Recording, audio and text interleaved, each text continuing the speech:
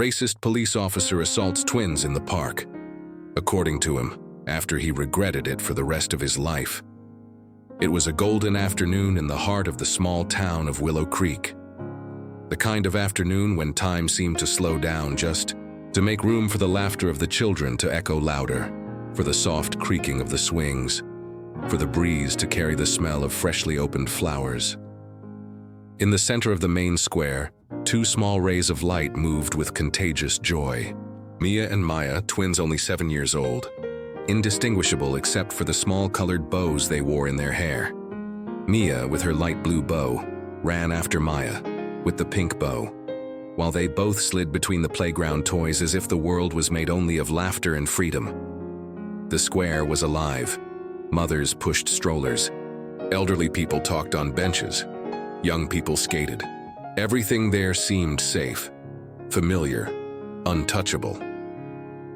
In the singing, a group of street musicians played a soft melody on the guitar, creating an almost cinematic soundtrack for that scene of perfect innocence. It was the kind of afternoon that, to any observer, would be described as normal. But Mia and Maya, even at such a young age, already knew, from the way their father had taught them, that normality is sometimes just silence before the storm. And the storm was approaching. They didn't notice right away. First came the sensation, that chill that runs down the spine for no apparent reason. Then came the sound, heavy footsteps, hitting the cement floor with unnecessary haste. A policeman, tall, stiff-faced, mirrored glasses that hid his eyes, crossed the square. Towards him, no one understood what was happening. The mothers stopped talking, the skaters braked slowly. The musician, distracted, let the guitar resonate a dissonant note. Mia and Maya also stopped, not understanding the reason for that furious look coming towards them. At that moment, the world, so full of warmth and laughter a few minutes ago, seemed to shrink. The breeze stopped, the shadows of the oak trees lengthened, and in the center of the square, two twin girls, so small, so innocent, stood face to face with the brutal weight of an authority who had forgotten his humanity, and that was just the beginning. Maya was still smiling when the policeman raised his hand, and the next second, it all fell apart. Maya was still holding the end of her dress, turning absent-mindedly. When it all happened, the policeman, without warning, without any word, advanced. With a sudden and completely disproportionate movement, he pushed little Maya in the chest. Her slight little body flew back a few steps before collapsing to the hard floor of the square, her knees scraping against the cement, her small hands trying to cushion the fall. For a second, the world was in suspense. There was no more music. There was no more talking. Only the hollow sound of the impact, the collective sigh of those who witnessed it, and the lost look of Mia, who was paralyzed, looking at her fallen sister. Maya moaned softly, tears beginning to form before she even understood why she had been hurt. She looked up, eyes big and wet, confused, silently asking, "What did I do wrong?" But the policeman did not stop. With a tone of voice that didn't match the size of the children, he began shouting orders, words like obey, stop resisting, trouble, loitering, thrown like stones in the wind, meaningless, without compassion. Mia, trembling, ran over to Maya and knelt beside her, trying to help her up. The officer took a menacing step toward the two of them, the utility belt slamming against her leg with a metallic sound that, to the girls, sounded like the clink of a threat they could barely understand. Around, adults began to take their cell phones out of their pockets, looks exchanged in shock and revolt. Mothers hugged their children tighter. Someone murmured, "It's just a child, for God's sake." But the policeman seemed blind to all this. In her mind, in her twisted world, those two little 7-year-olds weren't children playing. They were problems to be eliminated. Maya was crying softly now, trying to hide her tear-stained face. Mia, even scared, raised her chin in an instinctive act of protection, wrapping her sister in a hug. And it was at that moment, in that fragile and colossal moment, that what had begun as an ordinary afternoon turned into an irrefutable call for justice. What the officer didn't know was that a few blocks away, a phone was starting to ring, and that on the other end of the line was the man he should never have provoked. For an instant that seemed suspended in time, the square was completely silent, the kind of heavy, oppressive silence that makes the heart beat louder inside the chest. All talk ceased. All eyes turned to the unlikely scene of two small girls on the ground, one trying to protect the other, and a policeman in a dark blue uniform hovering over them, like a disproportionate shadow. An elderly lady sitting on the nearest bench dropped the crochet she held in her trembling hands. A mother on the other side of the square grabbed her son's arm with instinctive force. Two teenagers filming the park for a silly TikTok video froze, forgetting what they were doing, and now they were recording something very different. The cell phones began to rise one by one, like silent witnesses. The lens captured everything: Maya's tears, Mia's trembling, the officer's hard, expressionless face. There was no way to explain it any other way. It was brutal. It was disproportionate. He was cruel. A middle-aged woman, brave despite her fear, stepped forward. "They're just kids," she shouted, her voice choked with indignation. The policeman did not respond. He only turned slightly, his hand already going down to the holster of the stun gun, in a threatening gesture that chilled the blood of everyone present. The screams began to echo, first murmurs of fear and anger, then louder voices. "Someone calls for help. This is abuse. Film everything." Mia, pressing Maya against her, looked around with big, startled eyes. She didn't understand why the adult world, which was supposed to protect them, now seemed so full of danger. But she remembered. He remembered what his father always said, kneeling, to be at their height with a deep and firm voice. "If one day something bad happens, say who you are. Tell me who your father is." Trembling, her voice barely coming out, Mia looked at the woman who was trying to get closer. Our father works at the FBI." The words were fragile, but in the muted square they sounded like an explosion. Glances exchanged, cell phones, now recording with redoubled urgency. The policeman stopped. For a second he hesitated, but it was too late. The crowd was awake. The truth was in motion, and the phone that would change everything was already calling. In less than 7 minutes, a black SUV would cross the main street of the city, and out would descend the man who would remind the entire square that sometimes justice comes carrying a badge and a silent fury. The sound of tires squealing on the asphalt cut through the heavy air of the square, like thunder in a clear sky. A black armored SUV with tinted windows crossed the main street at high speed and braked with surgical precision near the square. The driver's door opened before the car even came to a complete stop. From inside, a man of average height jumped, but who seemed to take up more space than his size suggested. He wore a simple jacket, dark jeans, and worn-out boots. Nothing about his appearance said authority at first glance, but it was in the eyes that the difference was revealed. Eyes that had already seen what most people could not bear to imagine. Eyes trained to read a scene in seconds. That was FBI Special Agent Daniel Hart. And at that time, he was not just a federal agent. He was Mia and Maya's father. He crossed the square at a quick but controlled pace, like a contained force about to explode. As he moved forward, people opened up in his path almost instinctively, sensing that something much bigger than themselves was in motion. His eyes immediately located the girls, Mia still holding Maya with trembling little hands, both dirty with dust and tears, curled up on the floor like wounded birds, and next to them, the policeman, who now seemed uncomfortable, restless, looking around as if looking for an escape route that no longer existed. Daniel stopped a few meters away. His eyes sparkled in a way that the officer immediately recognized. Because trained men know other trained men, there was no doubt in that look. There was no fear. There was only a silent promise. You crossed the line. Now it will pay the price.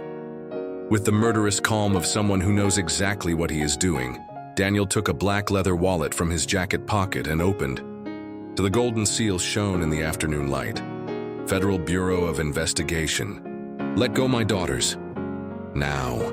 he said in a tone so low that it sounded like an order from the ground itself. The policeman froze. His face, once inflated with authority, was emptied of color. His hands trembled slightly. He took a step back, but it was too late. The cameras were rolling. The witnesses were wide-eyed, and the father he had provoked. He was someone who could, with a single phone call, make his career evaporate. The moment, charged like a bare wire, seemed about to explode. But Daniel didn't need to raise his voice. The square already knew. The police, too. He wasn't the most powerful man on that patch of ground. Not anymore. While the policeman slowly released Maya, barely touching the handcuffs as if they were made of fire, Daniel was already pulling out his cell phone. Not to film, but to trigger the protocol that would bring down not just one man, but an entire system. The policeman, still on his knees next to the girls, hesitated. His fingers hovered over the handcuffs with the same fear one would have when touching barbed wire. His every move was now recorded, by cell phones, by witnesses, and most importantly, by Daniel Hart's impassive eyes. The FBI agent did not have to repeat the order. He was the kind of authority that was not measured in loud words, but in the way the very air seemed to harden around him. The officer finally relented, unlocking the handcuffs with trembling hands. Maya fell into her father's arms at the same moment, sobbing softly against his chest. Mia clung to his side, burying her face in the rough fabric of the jacket. Daniel wrapped them in a tight embrace, strong enough to protect them from the whole world if necessary. But he knew, embracing them wasn't enough. Daniel looked up and stared the policeman in the face. His face, once taken by protective instinct, was now pure steel. The kind of expression that didn't need a badge or a visible weapon to be respected or feared. With a quick movement, Daniel picked up his cell phone and dialed a number he knew by heart, the number of the FBI regional director for the local division. Without beating around the bush, his voice cut through the air. "This is Special Agent Daniel Hart. I am requesting the Alpha Tango Protocol. Unjustified aggression against direct descendants of a federal agent on duty. Location?" replied the firm voice on the other end of the line. "Willow Creek Municipal Plaza. Send a full team and notify the State Internal Affairs Office. Now." He hung up before he heard the answer, because he knew it would come. The people around, even without understanding the details, felt something much bigger was in motion. The kind of force that doesn't always appear in the news, but that changes the fate of entire careers, entire departments, in a matter of hours. Daniel stood, still with Maya on his lap and Mia clinging to his leg. The policeman who minutes ago felt he owned the square now looked like a defendant awaiting trial in the open. The agent did not shout. He did not threaten. He didn't touch the policeman. He just stood there, solid as a mountain, waiting, because he knew that at that moment, the clock had already started, ticking, and for the aggressor, time was up. The sound of sirens in the distance began to grow, louder and louder, closer and closer, not as a threat this time, but as a sign that justice was finally coming to pick up its debt. The sirens were now impossible to ignore. The echo of official vehicles cut through the narrow streets of Willow Creek like thunder, making the entire square vibrate beneath his feet. From afar, red and blue lights began to paint the faces of the curious and the indignant who crowded the sidewalks, cell phones in hand, eyes wide, hearts racing. Maya was still sobbing against her father's chest. Mia held her jacket tight, as if that simple touch was the anchor that kept her safe in the midst of the storm. Daniel stood still, unshaken, as the cavalry arrived, not as saviors, but as witnesses that the situation was already decided. 3 black SUVs and 2 cars. From the State Internal Affairs Office invaded the perimeter. Federal agents emerged from the vehicles like a well-trained wave. Dark suits, tactical vests, cold eyes, and objectives. No doubt, no hesitation. They knew who they were there for. And more importantly, they knew against whom. The police officer who had assaulted Maya took a step back, his face now pale as chalk. He tried to raise his voice, trying a pathetic excuse. I thought they... But it was stopped before it could finish. One of the federal agents, wasting no time, took his badge and gun at once. The handcuffs, this time for real, closed at his wrists with a dry, definitive snap that reverberated like an echo of justice throughout the square.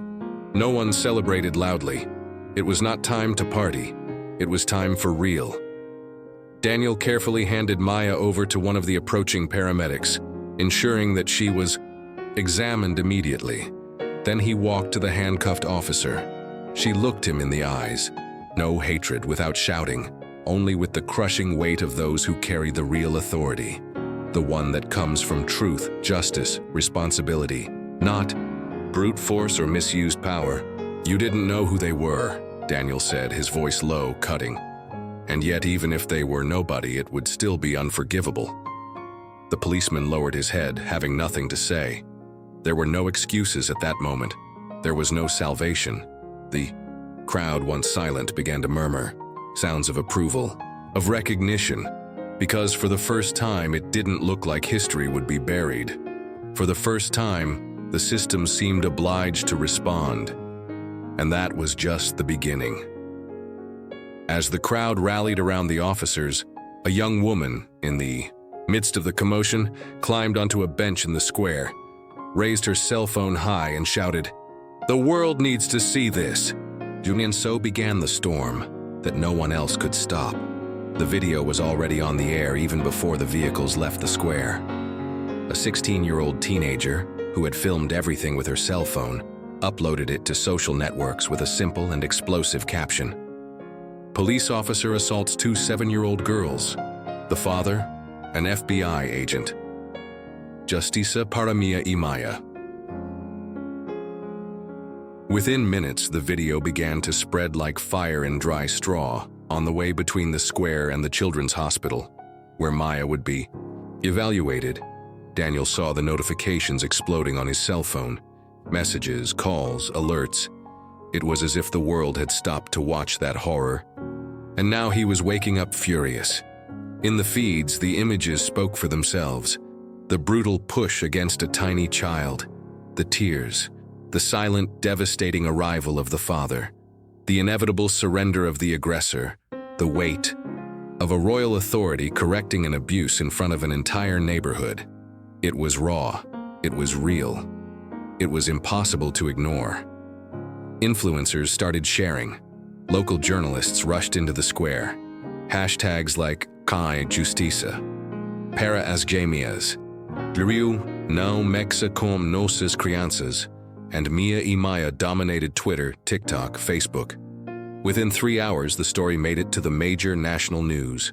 Pictures of the girls, two small, bruised but determined faces, appeared on the screens of millions. Poems, what would once have been suppressed as a misinterpreted situation, was now recorded in high definition, amplified, discussed, demanding a response. And the name of the small town of Willow Creek, once forgotten on the map, now echoed in headlines around the world. Daniel watched everything with sober eyes. There was no triumph on his face. There was gravity. He knew that true justice was not just made of headlines. It was made of reforms, of processes, of promises fulfilled, even after the cameras have gone. But at that moment, at least, the world was watching. And this time, there would be no way to avert my eyes. And as the images swept across the globe, igniting a flame of outrage and hope, Mia and Maya, still holding hands, stared out the hospital window, unaware that their little faces had become the symbol of something much, much bigger. The next morning, the square that had been the scene of tears and fear seemed different. Now, colorful banners crossed the trees, makeshift signs fluttered in the wind, and hundreds of people, some from distant neighborhoods, others from neighboring cities, began to gather.